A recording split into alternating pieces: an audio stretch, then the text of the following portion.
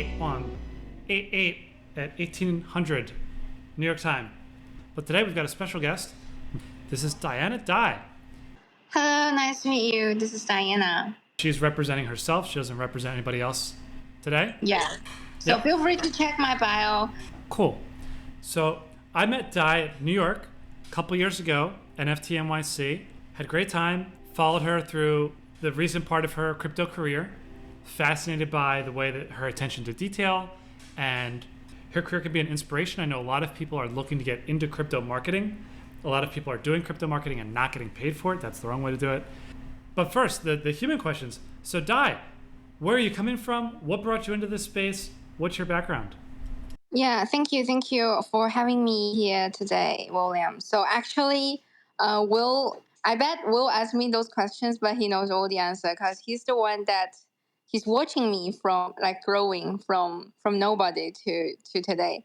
And I'm not saying I'm somebody today. It's just like for myself, my career path in crypto. This is it's a good trend now. So at the beginning, when I met Will, it was my first year in the US. We met in NFT NYC. That actually was my first conference of crypto that I've ever joined in the US. The end of 2021. At that moment, I was at a decentralized autonomous organization, which is a DAO platform. I was the chief marketing officer of that DAO platform. From there, then I started to work for Binance Live, which is the live streaming platform of Binance. So we have the streamers do live streamings there. Next time we can put our show on there as well. Then I was working for Binance Feed. I really hope many people know about Feed because Feed is definitely like a child of mine. So I was there from scratch, and now we have lots of Feed creators. They create content it's on our app homepage of Binance. For Feed, I was managing the business development. So mainly I contact content creators. I invited Will as well, but due to some reason, yeah.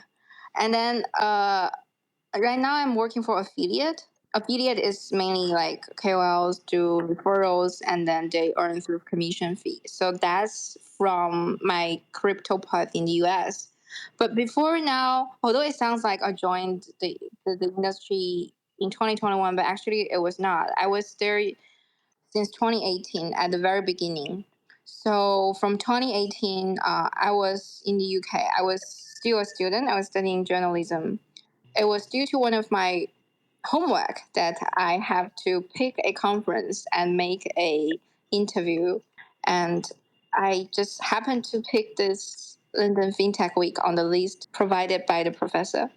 And I was there with my camera and microphone. And, that was by the end of ICO. And still some projects want to do the initial coin offering. They saw me and then they asked me if I can create some content for them. I gave them an extremely high quotation by then. I was 19.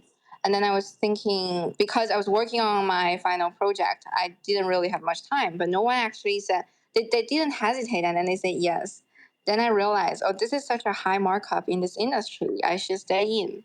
But actually, so if you look into my career, I would like to divide it into two parts. The first, it was before I was in the US, and then it was after I was in the US. Before I was in the US, I was not really ambitious. I was just doing some content. I had my own channel, but I update like once a year. So I was just swinging around with no aim. But that's why I don't think I really grow very fast. But after I came to the US, I started to push myself and I wanted to grow fast. Maybe I became ambitious. And if I can give you some suggestions, I think conferences definitely is a place that you can meet people, build up your network.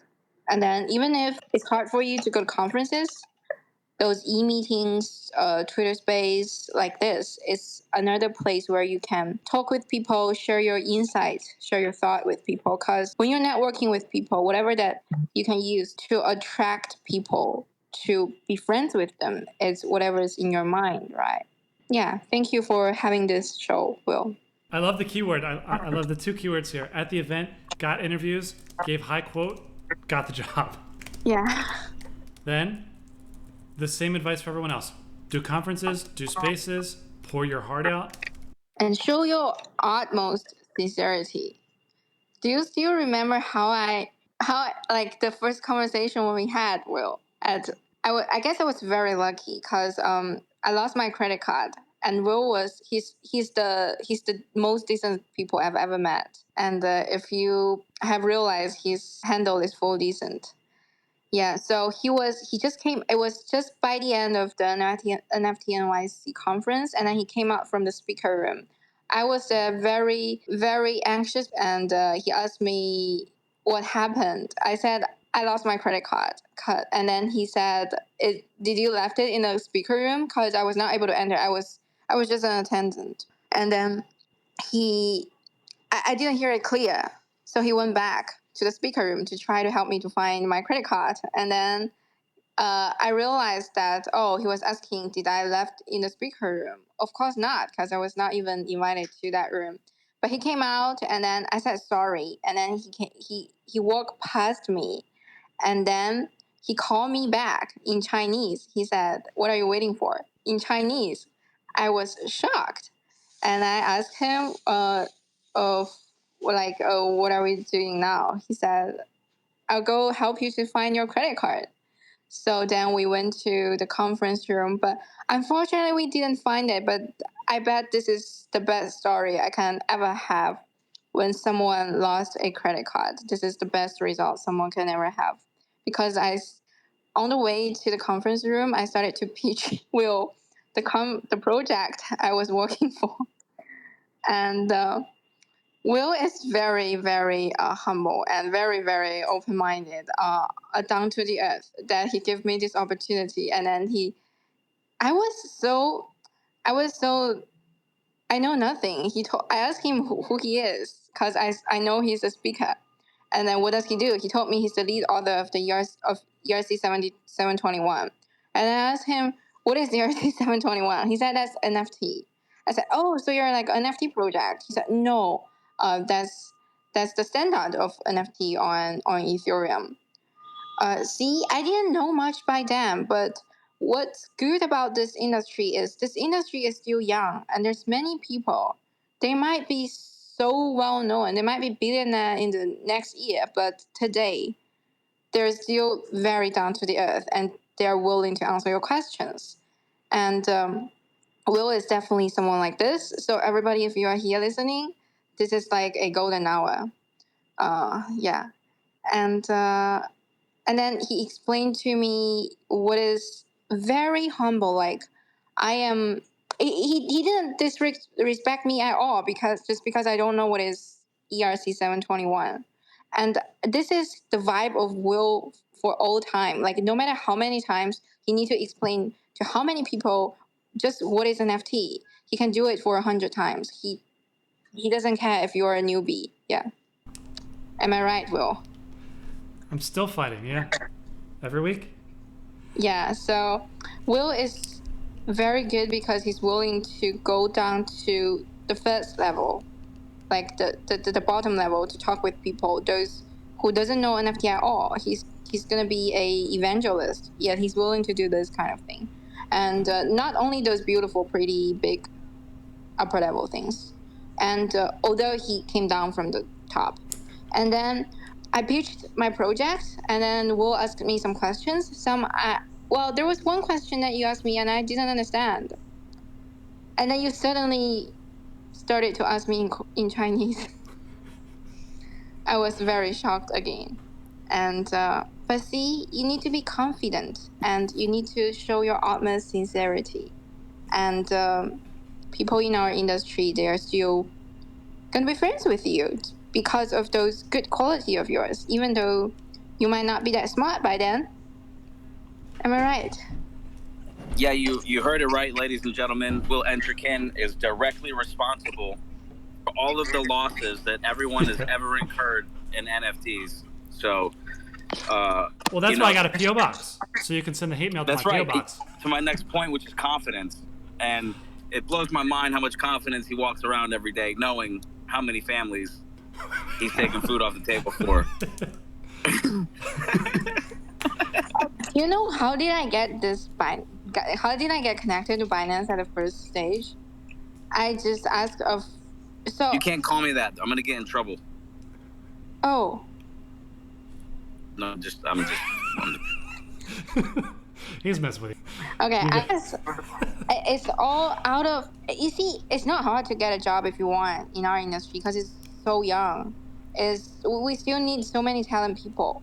And then when I was at my previous job, my previous company, the DAO project, and then that was at the very beginning stage of Binance Live, and they want to have some people to work as live streamers to test out. So I was helping for free. But due to this collaboration that that they can understand your quality, like what kind of people you are you hardworking, are you smart, are you good at problem solving, and then while they know your quality, you see there's many roles in this world, and I think most of the roles are replaceable. Really there's a job that only somebody can do and nobody else can do? I don't think so. And if you're an adult and you've been going through those past experience that you have, there must be a role that you can do. I bet so many roles in our industry that you can do, but you need to let people know your quality, that you're qualified of doing it, that you are going to hard work, you're going to provide result. But how you're going to let people do is out of the interaction you have with people, and start to do something so that you can create those interactions. For example, if you don't have anything to do now, you can have your own channel. You can start a channel on Binance Live, right? Or start your YouTube channel. You can strengthen your network. That's what I think. I'm going to tell my brief story. My first experiences with Diana were amazing. And when she was pitching me, as we were looking for a credit card, I'm like looking under chairs. She's pitching me like this, like we're looking, and she's pitching. It was so solid. I remember this is her first conference, right? So this is her first time. And I'm not even buying. She's still pitching. There's nothing to buy. She's still pitching. She's pitching so hard. This is how hard. The next time I saw her in Miami, we had Sizzle. I said, Diana, this is what you're going to do. You're going to pitch Sizzle in high heels on one leg, hopping. No problem. Diana executed this pitch 100% in all high heel, hopping in English to Sizzle, who, this is Sizzle's first conference. This was completely new to her. She had no idea what was going on, and Diana successfully pitched her. So this is talent. I knew she could do it. I love to throw curveballs at people I know, give them a hard time. And I'm like, okay, this is someone I got to stay connected with. I was right the first time I met her. I had my impressions, and she's going to go somewhere different than where I saw her at that time, which was a whole thing. So I just want to ask you, for people that are in DAOs, that are in token projects, what is the advice for these people to get into good projects? What are the warning signs for bad projects? You see, working at a big corporate and a young startup is definitely very different. You can be more creative in a young startup because you have more power to lead how the product is going. You have, like, your voice is going to be heard. You are more into the decision-making level. And that makes you feel good. This project is leveraged on you. When you are the one that's going to take it either to the cloud or down to the ground of the sea, the ocean. So you are there's much responsibilities on you, and it will make you much more energetic. I have to say that project failed. I still don't think it's the reason of the product. I think there's some other reasons, but we see that there's thousands of new projects coming up to our industry every day. 99% of them failed, but that's not the point. Even if it's gonna fail, you're just not gonna do it. I don't learn anything through succeed. Like, the successful moment is just for happiness. But during the failure, I've learned so many things. For example, I've learned to be strong, and I learned to make the slightly right choice. Once Will offered me a opportunity that we're gonna do a test or play a game or anything, but I have to quit the meeting that I was currently in. It was in Miami, and then we were having dinner, but I was in a meeting of that previous project, and I refused. I said no to that opportunity, and I will never know what's going to happen. But that's the price I paid. However, because I said no, because by then I thought that was a really important meeting, that it's going to change my life or anything. It's just so important. But if I look back now, even that project is not that important for me, and that period just became an experience. So I learned to think. I learned to play the chess instead of play the checkers during this failure, that what I have experienced. So if I can give you any suggest that as someone who just entered this industry and want to get like a new job, I would say don't hesitate if there's an opportunity. You don't know it's gonna be succeed or it's gonna be fail, but just like what Elon Musk said, what if it blow up again? We'll learn something through this blow up. That's when he was working on SpaceX. You'll learn something. Oh, now let me ask you the other half. For projects, there's a lot of people in different projects that are not going to work. Or what are some warning signs that you're in a crypto project that's a problem? When I realized there's a problem when I'm at a crypto project, it's easy. So there's one thing. It's like when you need to pitch more investors, the company is lack resource, no money. I was the one who looped those investors in, those venture capitals that they can have meetings. For example, you pitched 10, but you couldn't get anyone who's going to say yes. You just couldn't close the deals. Then think about it. Is it because of, like, what's the problem that no one's willing to take the risk with you? No one's going to join you on your ship. Like, why? So this is like a signal, like a warning, to push you to think why. Maybe is it the wrong path for now, or maybe this category of this industry is just proved wrong or anything, not promising. And another thing is that is what I've heard from my investors. If your boss tell you the same, it's a warn, which is all I want to do is to do something. I want to do something. I don't care about money. I just want to do something. So this is the least thing that I think investors are willing to hear about, because investors thinking about, I want to make money. That's why people are all talking about the tokenization. Similar with tokenomics, if the business model is not going to be profitable for the company, how are you going to survive? So I think the business model is definitely something important. And another warning is like when this project is about to succeed, but just at this time, the leadership, they start to prevent each other from being benefit. The politics, yeah. I remember once Will asked, try to explain to me what is politics. I still remember that conversation. Do you remember it? Yeah. I asked him what's politics. He told me, he asked me a question instead. He asked me what is disagreement. I didn't know how to answer. He said, as long as there's two people, there's disagreement. Yes, I totally agree with this, because there's two people, there's two brain. There's definitely going to be disagreement sometime. For example, even if you marry someone, there's going to be disagreement sometime. And then, what is politics? He told me, as long as there's three people in the room, there's going to be politics. This is such a brilliant answer, such a brilliant question. Because as long as there's three people, someone going to find someone else to be a small party and then fight for the rest. So that's why we suggest there shouldn't be three people in a relationship. See, if people, they start to have a fight for the benefit, even before the benefit came, it definitely is a red flag. Hi Diana, thanks for joining. I'm curious about the actual content of the type of work you do in content marketing for these types of projects in general. Like, what are the main marketing activities? How should a team think about pursuing them, and how to measure the results? Oh, yeah, for sure. So, for example, so marketing, user growth, and branding, they're all different. So, for marketing, definitely is related with you want more market share and you want more users.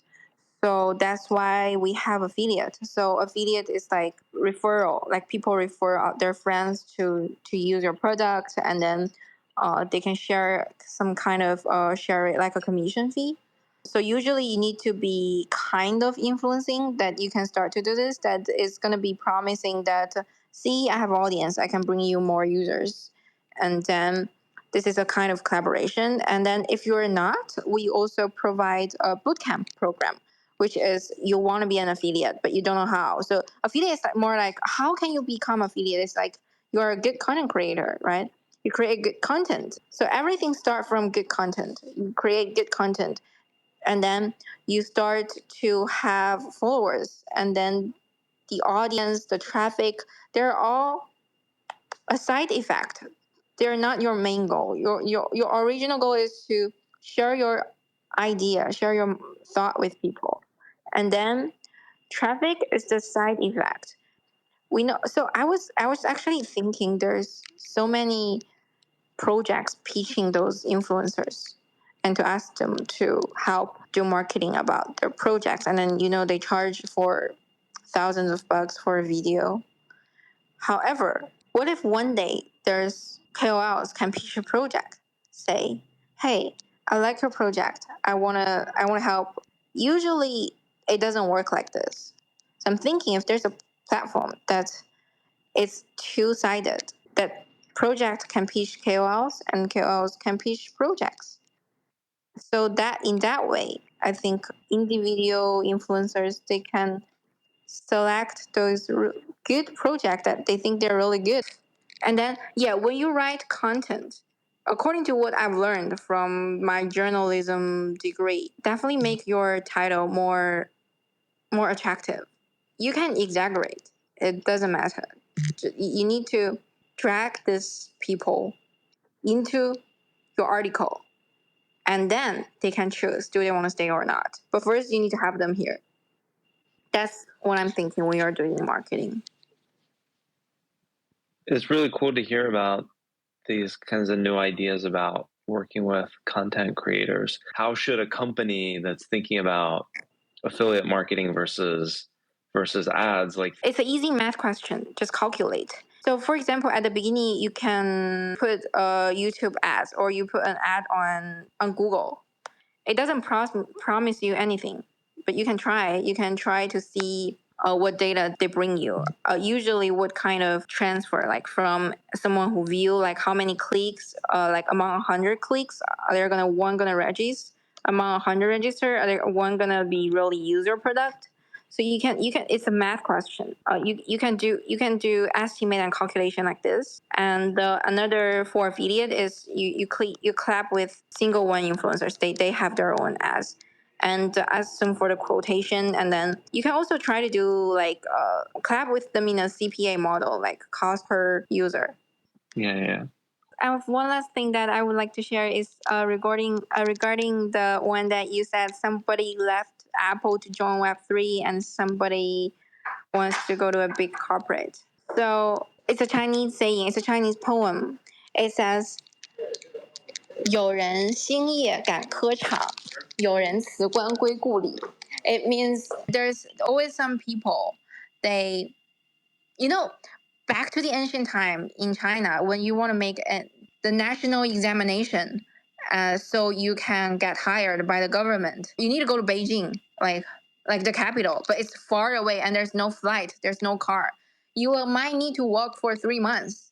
There's some people, they working day and night. They walk at night, and there's some people, they say goodbye to their career in the government and they want to go back to the countryside.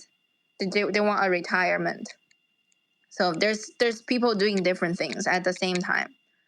I cannot say who's right, who's wrong. I couldn't even say it for myself. I don't know if it's a good decision to work at a startup or work at a corporate. But definitely, I would choose Web3 because I see this as a future. I get anxious. I get very nervous when I'm at a industry that is going downward. For example, the industry that my dad used to work in, which is we have factories that we make products and sell them to other countries, but we don't have our own brand. This is something that's very popular when I was born, back to the 2000 years. So many competitors right now. And in Web 2, it's what's happening currently. But in Web3, it's the future. It's like people don't know what's going to happen in the future. So you can be as creative as you want. That's why no matter in a small startup or in a big corporate, I would choose Web3. I want to pull in a new topic. We got a new topic here. It's an NFT question. Can we use NFTs to pay out owners for creative images, text, or whatever that's getting sucked into these large machine learning algorithms? So as OpenAI and everybody else is going to be using these new NVIDIA cards that keep coming out, people that are using these models need lots of data. And whose data is it? Your data. You are the people that are making the data. All those dumb posts you made on Facebook and MySpace and your own webpage and the comments on Reddit are driving ChatGPT. All of the helpful and dumb and emotional and thoughtful comments are getting classified and training all of these models. Should people get paid? Should nobody get paid? Should NFTs be involved? How does that work?